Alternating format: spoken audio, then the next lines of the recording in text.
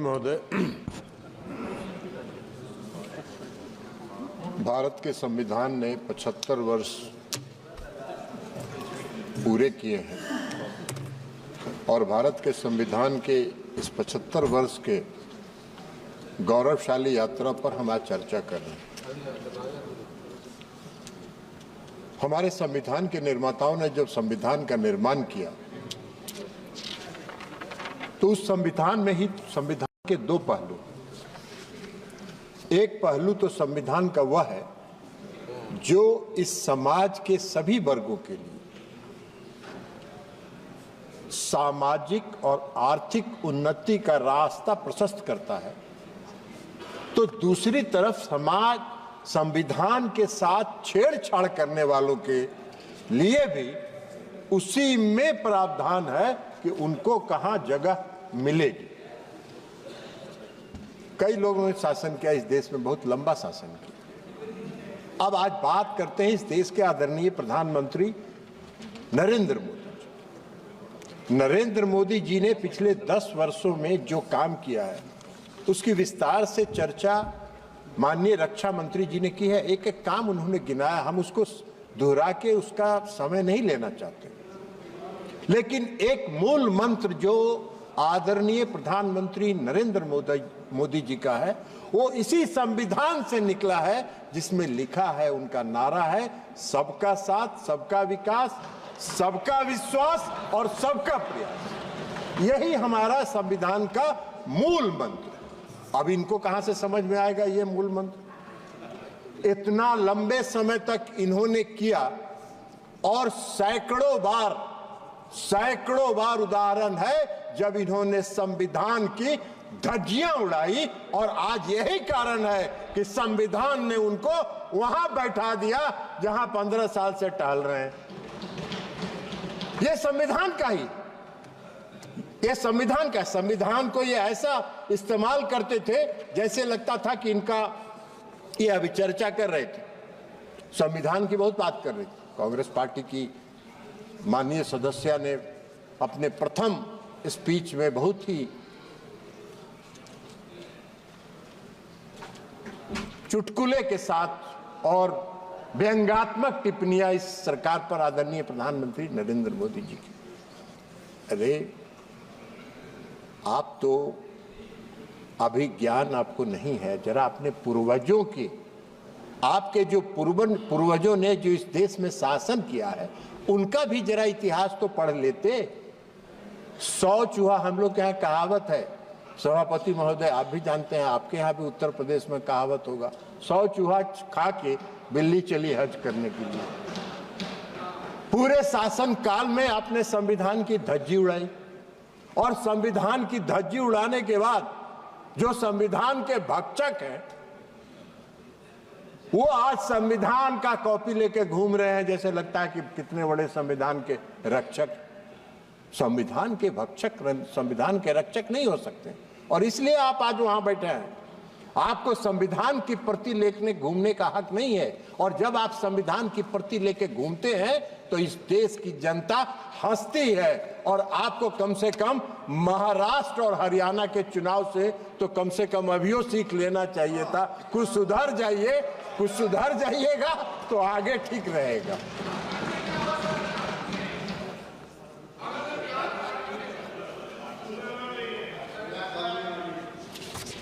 अब इन्होंने अपनी सुविधा के लिए इस देश में संविधान में धारा 356 का प्रावधान है। और धारा 356 का जब प्रावधान है, और जब संविधान का निर्माण हो रहा था उस समय डॉक्टर भीमराव अंबेडकर ने कहा था कि संविधान में अनुच्छेद 356 को संविधान के मित्र पत्र की संज्ञा उन्होंने दी। मित्र पत्र मतलब इसका इस्तेमाल विशेष परिस्थिति में ही किया जाना चाहिए। इन्होंने कैसे किया? इनका इतिहास है, इन्होंने किया, पंडित जवाहरलाल नेहरू जी ने 7 बार किया 356 धारा का इस्तेमाल। इंदिरा गांधी ने किया 51 बार, 51 टाइम्स धारा 356 का इस्तेमाल। राजीव गांधी जी के शासनकाल में 6 बार इसका इस्तेमाल हुआ। पीवी नरसिंह राव के समय में इसका 11 बार इस्तेमाल हुआ और डॉक्टर मनमोहन सिंह की सरकार में 12 बार हुआ। अब डॉक्टर मनमोहन सिंह जी की सरकार ने तो जो बिहार में किया था 2005 में, वो तो अभूतपूर्व है। ये संविधान की रक्षा की बात कर रहे थे, संविधान की बात कर रहे हैं। संविधान के डर से इन्होंने जो भी इस तरह के फैसले किए वो दिन के उजाले में नहीं किए, रात के अंधेरे में किए। बिहार में जब 2005 में सरकार बन रही थी, फरवरी के चुनाव के बाद, तो एक कैबिनेट मंत्री बहुत दबंग कहे जाते थे, वो चले गए प्रधानमंत्री जी के यहां 12 बजे रात को और उन्होंने कहा सरकार गिरा देंगे, नहीं तो विधानसभा को भंग करो। 4 बजे भोर में कैबिनेट की मीटिंग हुई, महामहिम राष्ट्रपति मॉस्को में थे, फैक्स पर भेज के उनसे दस्तखत करवा के मंगवाया गया और जब सूर्योदय हुआ तो बिहार में राष्ट्रपति शासन लग गया। अब यही तो काम है, यही तो काम किया इन्होंने, दिन के उजाले में नहीं किया। इमरजेंसी भी जब लगाया इन्होंने इस देश में, तो 12 बजे रात में सभी कैबिनेट मंत्रियों को बुलाकर दस्तखत कराया गया और सुबह इमरजेंसी की घोषणा कर दी गई। संविधान की बात कर रहे हैं, संविधान की रक्षा की बात करते हैं। सत्ता में बने रहने के लिए, सत्ता में बने रहने के लिए और अपने स्वार्थ के लिए इन्होंने संविधान की धज्जियां उड़ाई, संविधान को तार तार किया, संविधान निर्माताओं की आत्मा को इन्होंने कलंकित करने का काम किया। यह काम इन्होंने किया। आप आरोप लगाते हैं प्रधानमंत्री नरेंद्र मोदी जी। प्रधानमंत्री जी नरेंद्र मोदी जी जब शपथ लेने जाते हैं तो नतमस्तक होकर संविधान का नमन करते हैं और तब सब शपथ लेते हैं और शपथ के मुताबिक सबका साथ, सबका विश्वास, सबका प्रयास और सबका विकास, इस मूल मंत्र के साथ इस देश के निर्माण में लगे। इसलिए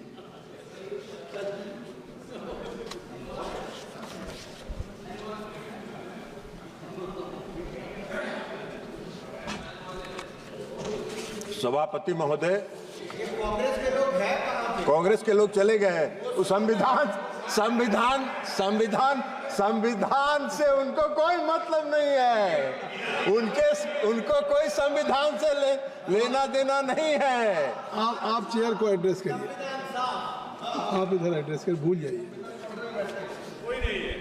महोदय, जब 1975 में इमरजेंसी लगा तो हम सब लोग जेल में थे और कई प्रताड़नाएं हुई। अचानक लग गया इमरजेंसी, और अचानक इमरजेंसी लगा क्यों भाई? नंबर आपका तो इलाहाबाद हाई कोर्ट ने उस तत्कालीन प्रधानमंत्री के चुनाव को अवैध करार दे दिया था। आपका नंबर आ जाएगा इसके पर, और अवैध करार दे दिया। उनको अपनी गद्दी भी बचानी थी, तो गद्दी बचाने के लिए उन्होंने इस देश में इमरजेंसी लगाया और लाखों लोगों को मीसा में उठा के जेल में बंद कर दिया गया। पूरे देश में कोई छोटा से लेकर बड़ा विरोधी दल का नेता नहीं था जो सड़कों पर घूम सकता था। संविधान की बात कर रहे हैं, संविधान की दुहाई दे रहे हैं, संविधान की प्रति लेके घूम रहे हैं। न्यायपालिका पर प्रतिबंध लगा, मौलिक अधिकार समाप्त कर दिया गया, बोलने पर पाबंदी लगा दी गई, मीडिया वालों को जेल भेज दिया गया। संविधान की कई धाराओं को संविधान के 9th शेड्यूल में डाल के कोर्ट को प्रतिबंधित कर दिया गया कि आप उसकी सुनवाई नहीं कर सकते हैं।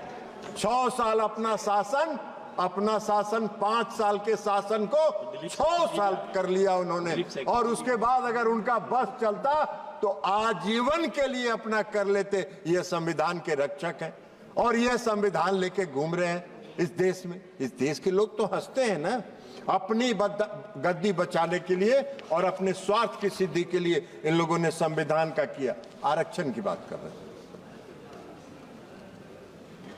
कांग्रेस नकारात्मक प्रचार करके हरियाणा में, महाराष्ट्र में घूम घूम के प्रचार कर रही थी कि नरेंद्र मोदी जी आरक्षण समाप्त कर दें। अरे भाई, नरेंद्र मोदी जी ने तो सब दिन कहा और ताल ठोक के कहा है कि आरक्षण नहीं समाप्त होगा। नरेंद्र मोदी जब तक है तब तक आरक्षण समाप्त नहीं होगा। आप कौन सा नकारात्मक प्रचार कर रहे हैं? आपने क्या किया? आपके पूर्वज ने क्या कहा था? आपके पूर्वज ने क्या कहा था? डॉक्टर अंबेडकर ने कहा है संविधान के निर्माण के समय, आरक्षण बैसाखी नहीं सहारा, और वह एक सहारा है उन वर्गों के लिए जो दलित हैं, पिछड़े हैं, उनके उन वर्गों के लिए एक सहारा है। जो सहारा आज मिला हुआ है, आप उसको छेड़छाड़ करते हैं। आरक्षण के सवाल पर जब बिगड़ चला तो पंडित जवाहरलाल नेहरू ने 26 मई 1949 में जो संविधान के असेंबली में भाषण दिया और आरक्षण का विरोध किया। 15 अक्टूबर 1947 से पंडित जवाहरलाल नेहरू ने सभी प्रांतीय सरकारों को चिट्ठी लिखना शुरू किया। सभी प्रांतीय सरकारों को लिखा और 27 जून 1961 को लिखे पत्र में उन्होंने कहा,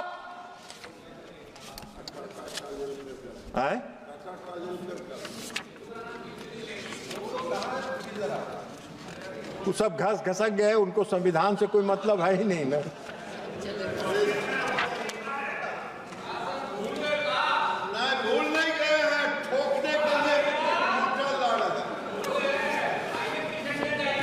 पंडित नेहरू जी ने लिखा, आदरणीय गिरिराज, पंडित नेहरू जी ने लिखा, राजीव रंजन जी कर रहे हैं। मैंने कहा 1961 को उन्होंने जो पत्र लिखा प्रांतीय सरकार को, उसमें लिखा यह सच है कि हम अनुसूचित जाति, अनुसूचित जनजाति के लिए की मदद के लिए कुछ नियमों और परंपराओं से बंधे हैं। वे मदद के पात्र हैं, लेकिन फिर भी मैं किसी भी प्रकार के आरक्षण को नापसंद करता हूं। यह नेहरू जी का विचारधारा था, यह नेहरू जी की सोच थी। और ये आरक्षण का सवाल उठा रहे। अभी बोल रही थी माननीय सदस्य कांग्रेस पार्टी की, कई बातों की उन्होंने चर्चा की। आपको याद होगा एक बार सभापति महोदय, इनका जो संविधान की धज्जी उड़ाने का एक चर्चा में अभी याद आ गया। 1982 में 1982 में हरियाणा में चुनाव हुआ था और बीजेपी और लोकदल दोनों के गठबंधन से सरकार बनी थी, वहां बननी थी। हम ज्यादा बहुमत में थे। वहां तपासे साहब गवर्नर थे और तपासे साहब गवर्नर ने चौधरी देवीलाल जी नेता चुने गए। उनको कहा कि आप सोमवार को सभी विधायकों को लेके आइए, आपका शपथ ग्रहण कराएंगे। इतवार को, संडे को दिल्ली चले आए, यहां से दिशा निर्देश मिला और इतवार को ही उन्होंने कांग्रेस की सरकार का, हरियाणा की सरकार का दिल्ली में शपथ ग्रहण करा दिया गया। यह संविधान के रक्षक है, ये संविधान के रक्षक है। तो इसलिए ये अब अभी चर्चा कर रही थी, बोल रही थी जाति गणना पर। जरा जातीय गणना पर चले गए।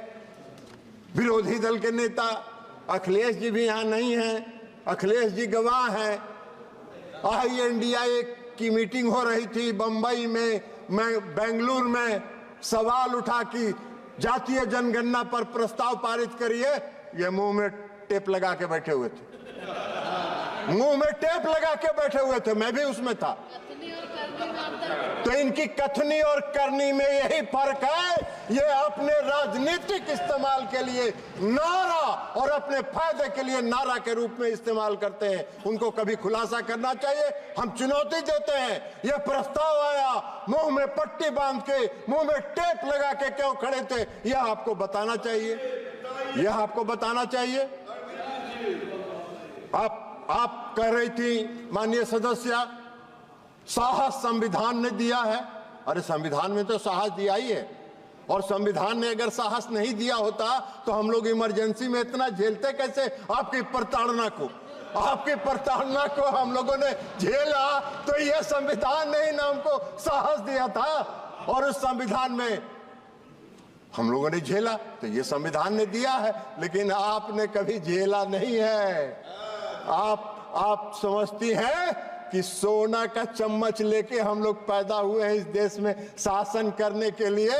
देश की जनता ने कहा कि आप विपक्ष में बैठने के लायक हो, वहीं बैठते रहो, वहीं आनंद करते रहो। मोदी जी तीसरी बार आए हैं, चौथी बार आएंगे, आपका नामो निशान कुछ दिन में समाप्त हो जाएगा। अभी हुआ है ना, अभी हरियाणा में, महाराष्ट्र में और जम्मू एंड कश्मीर में क्या आपका असर हुआ? कांग्रेस पार्टी का क्या असर हुआ? कांग्रेस पार्टी जम्मू एंड कश्मीर में समाप्ति की ओर है। कुछ पीडीपी का 6 सीटें मिली है और महाराष्ट्र में तो आप ही सबसे नीचे हैं। तो आपका ये हश्र हो रहा है, तो आपका हश्र आगे भी यह होता रहेगा, लेकिन अभी भी सुधर जाइए और संविधान का प्रति लेके मत घूमिए। कम से कम आप आदरणीय प्रधानमंत्री नरेंद्र मोदी जी ने इस देश के गरीबों के लिए, अति पिछड़ों के लिए जो काम किया है, इस देश के गरीबों के लिए, उसका सकारात्मक प्रचार करिए और उसकी प्रशंसा करिए, तभी आपको कुछ कल्याण होगा, अन्यथा आपका कुछ होने वाला नहीं है। इसलिए संविधान के इस 75 वर्ष की यात्रा पर जो कांग्रेस पार्टी है, उनको हक नहीं है, उनको कोई अधिकार नहीं है इस संविधान की प्रति को लेकर घूमना, इस संविधान की बात करना। संविधान के रक्षक इस देश के प्रधानमंत्री आदरणीय नरेंद्र मोदी जी हैं, और जब तक नरेंद्र मोदी जी हैं, संविधान के साथ कोई छेड़छाड़ नहीं कर सकता है। संविधान में दिए गए प्रावधानों के साथ कोई छेड़छाड़ नहीं कर सकता है। आप लाख दिग्भ्रमित करते रहे, इस देश की जनता दिग्भ्रमित नहीं होने वाली है। नरेंद्र मोदी जी के नेतृत्व पर विश्वास करती है, भरोसा करती है, और इसलिए गांव-गांव में यह चर्चा होता है, यह मोदी की गारंटी है, मोदी की गारंटी है, और मोदी की गारंटी है संविधान की रक्षा करना, और संविधान की रक्षा हो रही है। बहुत बहुत धन्यवाद। धन्यवाद राजीव रंजन जी। श्री अरविंद सावंत जी।